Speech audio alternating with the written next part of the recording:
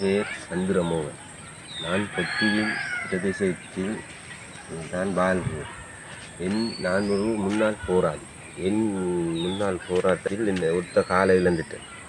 காலை இழந்து நான் இப்போ ஒரு குடில் வீட்டிலே இருக்கேன், இருந்து வாரேன். எனக்கு இப்போ 4 பிள்ளைகள் இருக்காங்க. 2 பிள்ளைகள் வாழ்ந்துட்டாங்க.